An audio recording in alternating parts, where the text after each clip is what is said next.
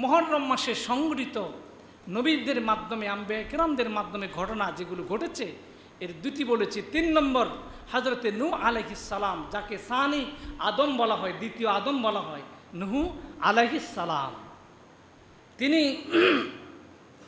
তিনি দাওয়াত দিয়েছেন 950 বছর। কত বছর?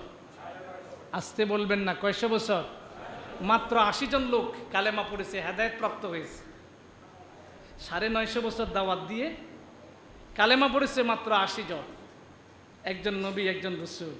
আমরা মাঝে মাঝে বলে থাকি, হুজুররা মসজিদে এত বয়ান করে, এত ওয়াজ করে, নসিহত করে, তাহলে মানুষ হেদায়েত হয় না কেন? মানুষ কেন এখনো গোমরা? মানুষ কেন এখনো পথভ্রষ্ট, নামাজি হয় না কেন? আসলে হেদায়েতের চাবিকাঠি কি কোনো হুজুরের কাছে আছে না আল্লাহর কাছে? কার কাছে? আল্লাহর কাছে। ইন্নাকা লা তাহদি মান আহবাবতা। আল্লাহ তাআলা স্বয়ং রাসূলকে বললেন, ও আখরি নবী, আমি জানি তুমি তোমার চাচাকে খুবই মহব্বত করো, তোমার চাচাকে তুমি খুবই ভালোবাসো। তিনি যখন ইন্তেকাল করবেন, একবারে মৃত্যু শয্যায় শায়িত, মালাকুল মউত চলে আসবে। আল্লাহর হাবিব বললেন, ওগো আমার প্রিয় চাচা, আপনি আমাকে আশ্রয় দিয়েছেন, প্রশ্রয় দিয়েছেন, কিন্তু মৃত্যুর মুহূর্তে আপনার সামনে একটা দাওয়াত নিয়ে এসেছি। আপনি জবান দিয়ে বলেন, লা ইলাহা ইল্লাল্লাহু মুহাম্মাদুর রাসূলুল্লাহ সাল্লাল্লাহু। আল্লাহ পাক বলতেছেন, আল্লাহ তাআলা বলতেছেন, মুহাম্মদ তুমি চাইলে হেদায়েত দিতে পারবে না, তোমার চাচাকে দ্বীনের পথে আনতে পারবে না। ইন্নাকা লা তাহদি মান আহবাবতা, তুমি হেদায়েত দিতে পারবে না যাকে তুমি পছন্দ করবে, মান আহবাবতা, যাকে তুমি ভালোবাসো। তাহলে হেদায়েতের চাবিকাঠি কার হাতে? আল্লাহ। নূহ আলাইহিস সালাম দাওয়াতি কাজ করলেন, 950 বছর দাওয়াত দিলেন, 80 জন মানুষ ভালো হলো।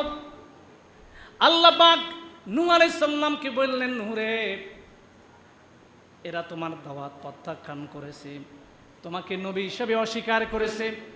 আর বিলম্ব করো না, তুমি একটি নৌকা তৈরি করো। হযরতে নূহ আলাইহিস সালাম নৌকা তৈরি করলেন। নৌকাটার দৈর্ঘ্য হলো 150 ফিট লম্বা, প্রস্থ হলো 80 ফিট প্রস্থ। 150 ফিট লম্বা, 80 ফিট প্রস্থ, এরকম একটা নৌকা বানাইছে হযরতে নূহ আলাইহিস সালাম।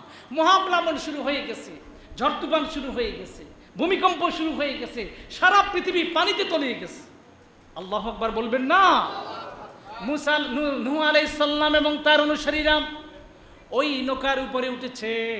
40 দিন পর্যন্ত নৌকাটা এরকম পানির উপরে ভাসমান ছিল। যেই দিন এই নৌকাটা তুরস্কের একটা পাহাড়, ওই পাহাড়ের নাম হলো জুদি পাহাড়, যার কথা আল্লাহ তাআলা কোরআনে হাকিম জানিয়ে দিয়েছেন। 1953 সালে মহাকাশ বিজ্ঞান ওই নৌকাটা আবিষ্কার করেছে জুদি পাহাড়ের মধ্যে। চিৎকার করে বলেন আল্লাহু আকবার।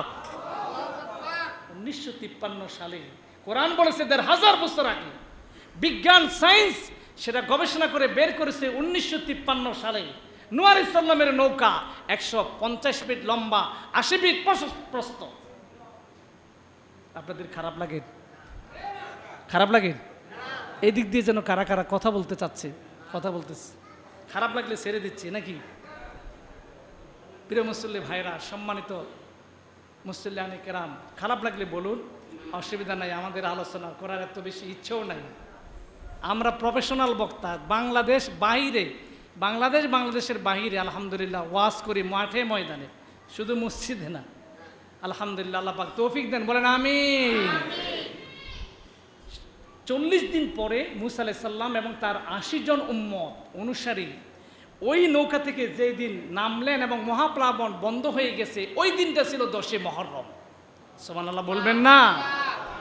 ওই দিনটা ছিল কি? 10 মুহররম।